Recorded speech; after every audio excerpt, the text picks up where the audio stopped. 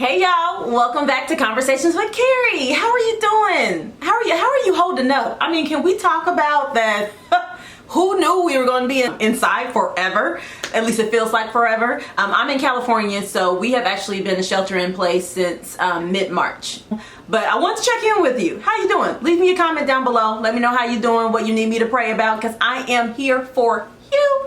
All right, and today we are talking a little bit about love and life and what we want from the Lord in our relationships. So I'm really excited to talk to you about this. So if you are Christian and you are up on the YouTube church streaming scene, you've probably heard about Transformation Church. I actually talked about this in my to be read list. Michael Todd has relationship goals, Pastor Michael Todd.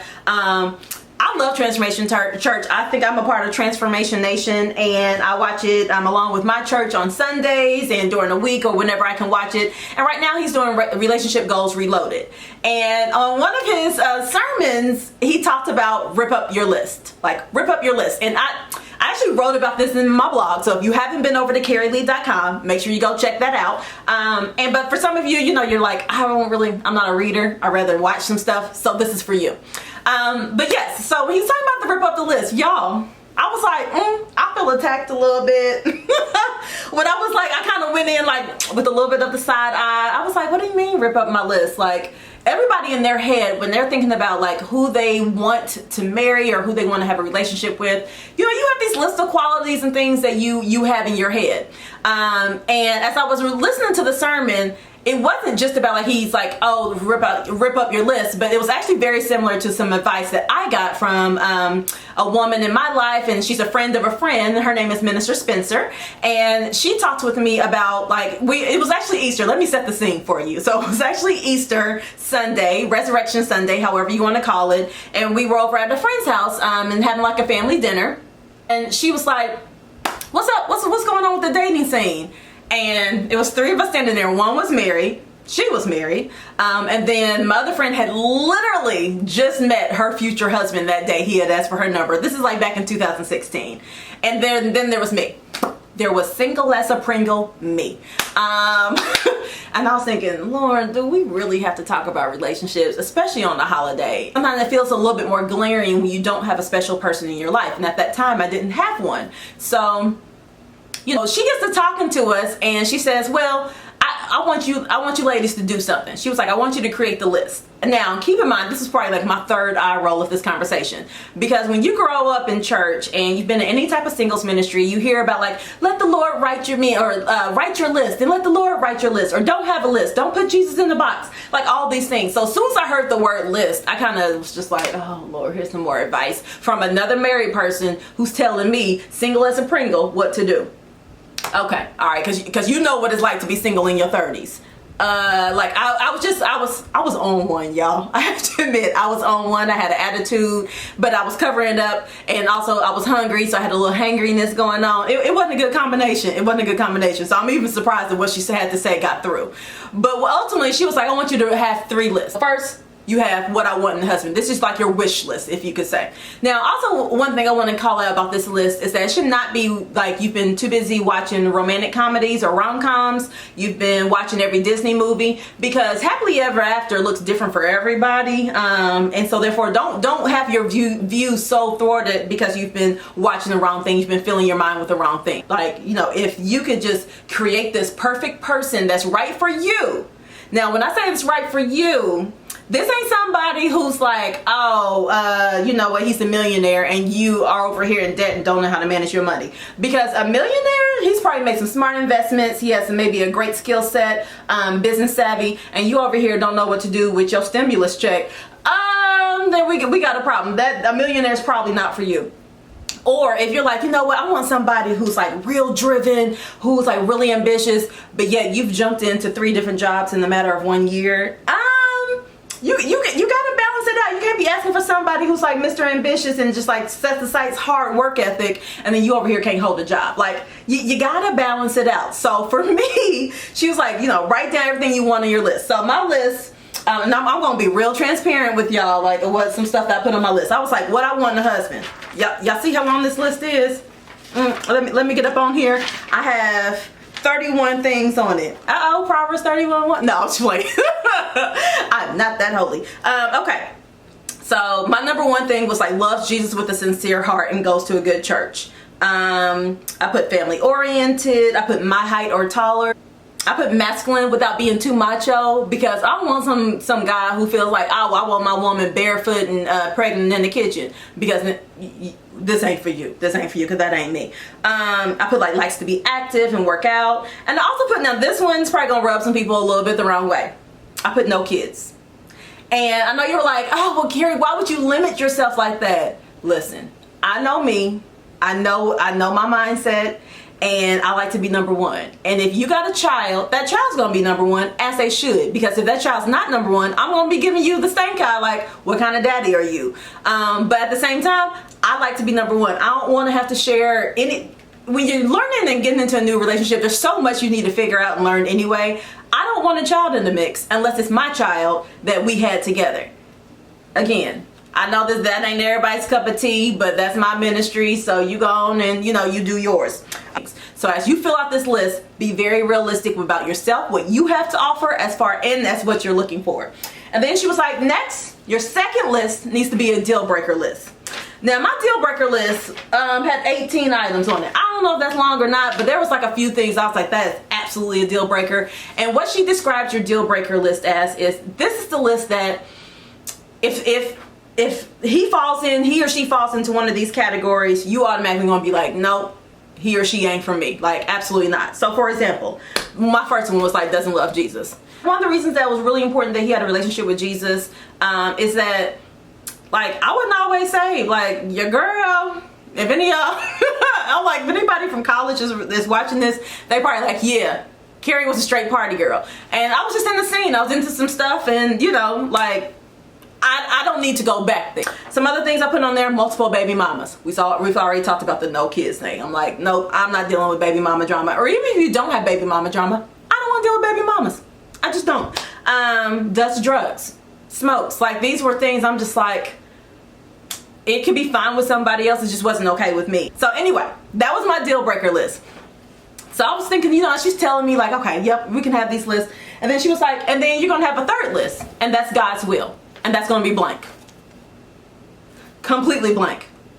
And she said, so in your God's will list, the God's will list trumps these two lists.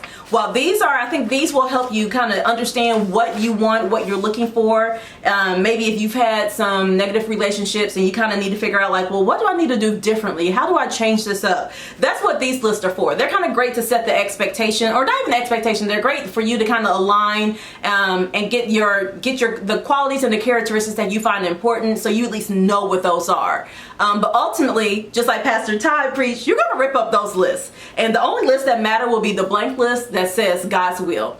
And so when I came home that day, I maybe did like a week later, but I was like, I'm gonna follow that advice. I wrote down everything for what I want in a husband, my deal breaker list, and then I wrote my God's will list. And at the top of it, I put, Father, you know what I need, what I like, and what I want. Your will be done.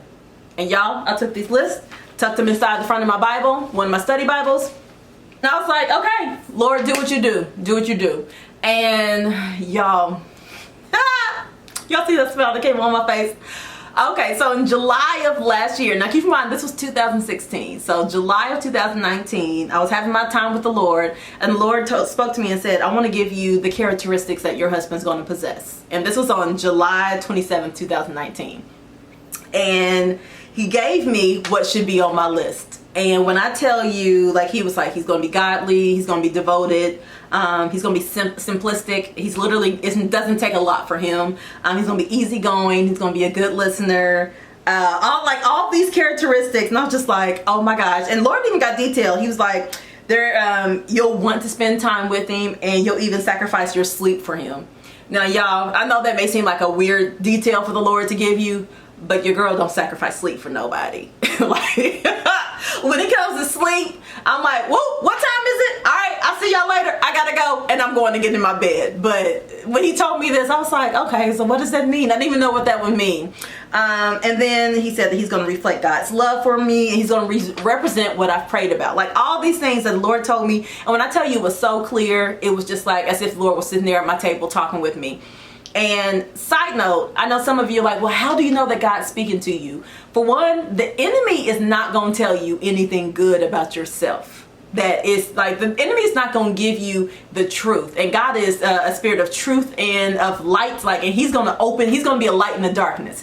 So the enemy is not going to tell you anything great. Like, you've been over here praying for a husband, praying for a wife, and you think the enemy's going to say something great about that? No, the enemy's going to do anything that he can to discourage you and get you off the path that the Lord has for you. So that's for one thing. And then for two, you'll just know when you start spending time with the Lord. One thing he used to say to me is that my sheep know my voice, and the stranger's voice they will not follow. And I could start to discern the difference between, I knew it was the Lord saying something to me versus when it was like maybe enemy or my own thoughts, because sometimes our own thoughts or our own desires can make it seem like that's what the Lord's saying. Now, some stuff I heard the Lord say he didn't say, and I had to learn that way, but I feel like that was important for the Lord to establish, like, you'll know when I'm talking to you, you know when I'm telling you, and also it will be supported by his word. Like, there was often times that he would take a scripture and give it to me and apply that to my situation. The enemy's not going to do that. The enemy may give you a scripture, but he's going to turn it around and flip it so that it does not mean what the Lord means wants it to mean. So as you're sitting there praying about, like, Lord, what is your will for my life as far as my future mate? Listen, and also, like, tell the Lord, speak, Lord, your servant is listening, and he will definitely speak to you. And if you ever say, like, Lord, well, I don't know if this is you or not, give me confirmation, he'll also give you confirmation, just like he provided to Gideon. Gideon laid out his fleece several times, and the Lord each time gave him confirmation through that fleece. So don't be afraid to say, Lord, I'm not sure if this is you or if this is me, because this is just a desire that I have. Can you help me and tell me what it should be? And the Lord will definitely lay that out.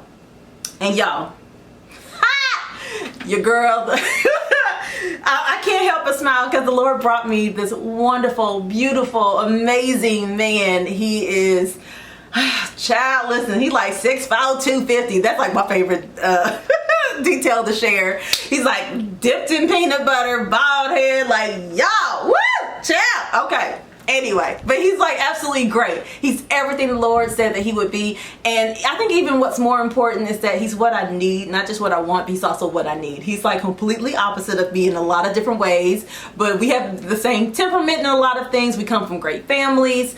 We actually grew up in church together, and I just can't tell you how excited I am to be with this man and to have him in my life. He provides a lot of balance for me, and he just, the sincerity and the integrity in which he operates, it's just like mind-blowing to me. But yes, amazing man, and I truly believe that he's literally what God has for me. He is, now one thing about that I tell you that why I know it's what God has for me, because there was one of the things on my deal breaker list was a long distance relationship. I was like, that ain't for me. I've done that before. I know how that ends. And I was like, nope, no thanks. And I just, because I wanted, quality time is one of my love languages. I was like, oh no, I want him here. I want to spend time with him. But no, Lord brought me a sailor.